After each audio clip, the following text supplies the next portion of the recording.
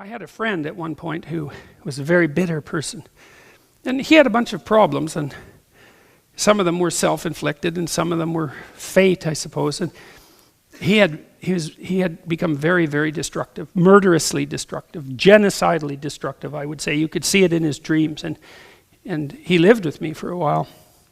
And I knew him very well. He was a friend of mine from the time I was 12 until the time he committed suicide when he was about 40. And when he lived with me, I was trying to help him get on his feet, which was why he had come to live with me, because he thought maybe I could help him get on his feet.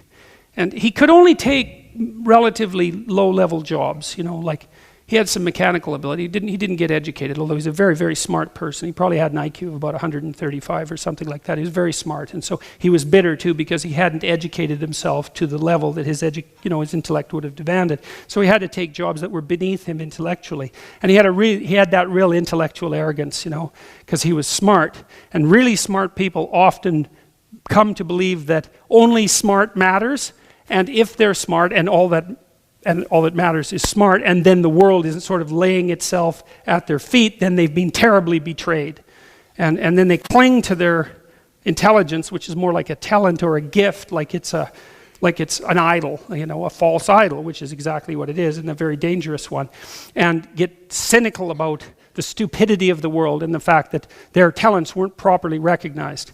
And that's just not that helpful, because smart is a good thing, but I'll tell you, if you don't use it properly, it will devour you, just like all arbitrarily assigned talents, right? So you might have a talent, but it's your friend if you use it properly, and if you misuse it, it will be your enemy. And maybe that's how God keeps the cosmic scales adjusted.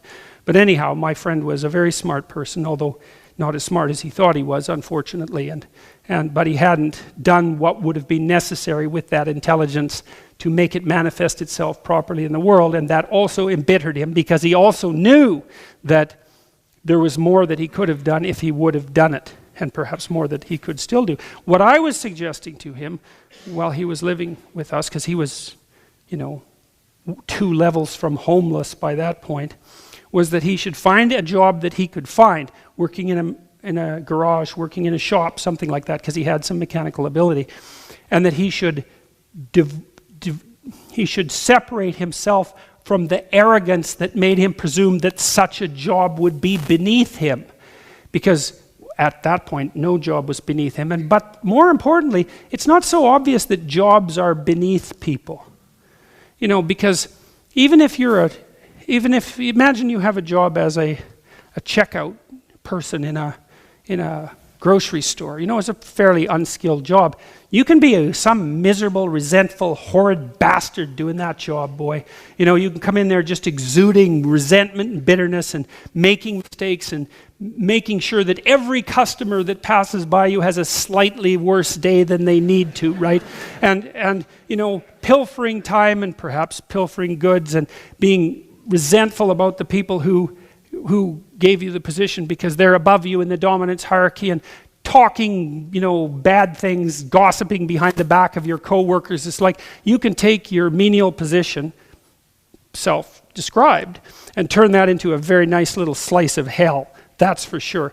And you go into places like that. I always think of the Archetypal Diner in that way. You guys have been in this diner.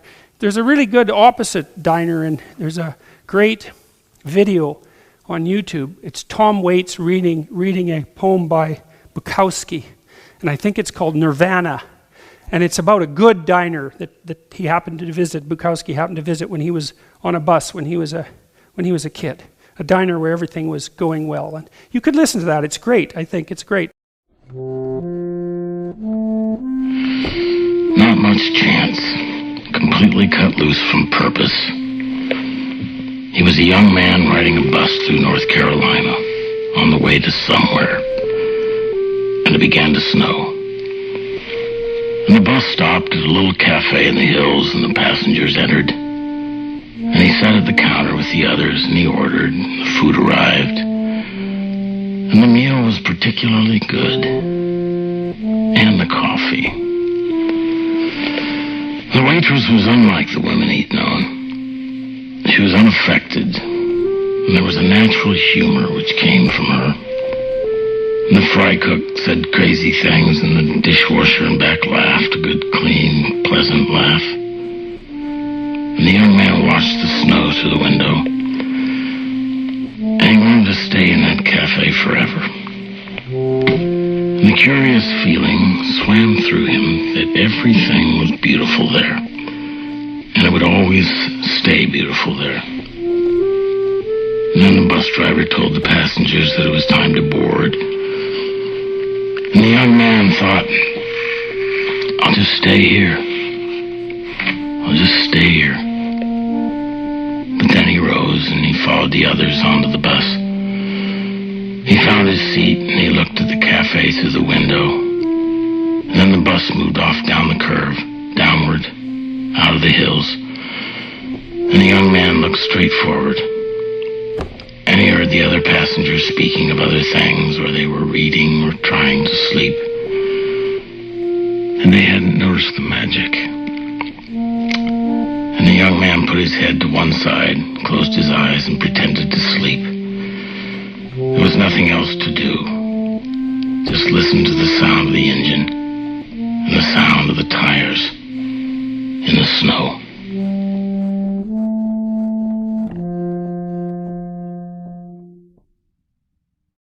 This is the opposite diner I'm thinking about. So you go into a diner, right? It's 7 o'clock in the morning, and you order some bacon and eggs and some toast, and then you look around in the diner and you think, it was like 1975 when the windows were last washed, and there's this kind of thick coating of who gives a damn grease on the walls, you know, and the floor too has got that sort of stickiness that you really have to work at to develop over years, you know, and the waitress she's not happy to be there, and the guy behind the counter isn't happy that happens to be the waitress that he's working with. And then, you know, you walk down the stairs maybe to the washroom, and that's its own little trip. And so you come back and you order your damn eggs, and you order your toast, and you order your bacon, and then it comes, and like the eggs are too cooked on the bottom, so they're kind of brown, and then they're kind of raw on top, and they're cold in the middle, which is, you really have to work to cook an egg like that, man. But you can master that with like 10 years of bitterness. You teach you how to cook an egg like that. And then the toast, here's what you do with the toast, right? You take the white bread, you know, the pre-sliced stuff that no one should ever eat. And then you put that in the toaster and you overcook it. And then you wait, and then you pop it out of the toaster. And then because it's overcooked, you scrape it off.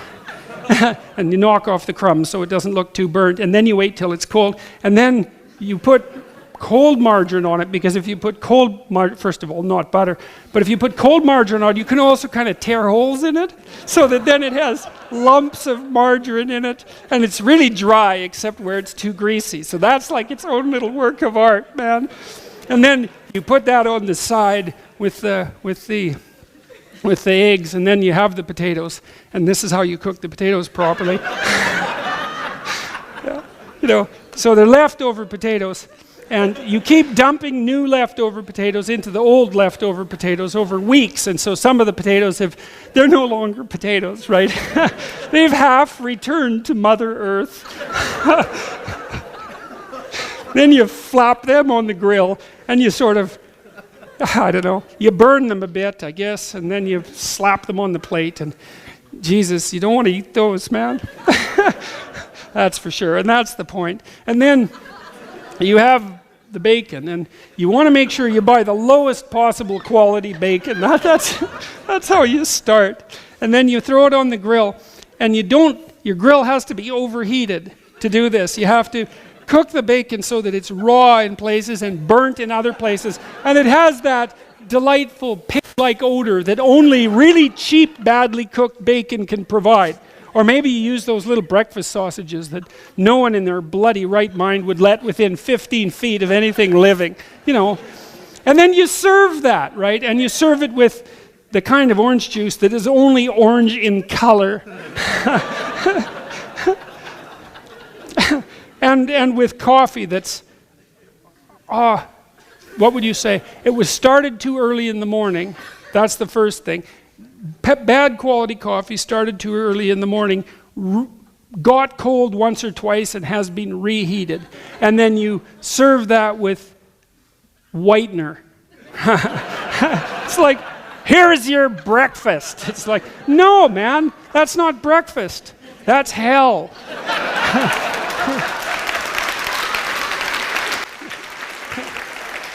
You know? And you created it. And then what you do, if you have a diner like that, is because you have a miserable life, if you have a diner like that, and you've really worked on achieving that, is every night you go home and you curse your wife and you curse your kids and you fucking well curse God too for producing a universe where a diner like yours is allowed to exist. And that's your bloody life.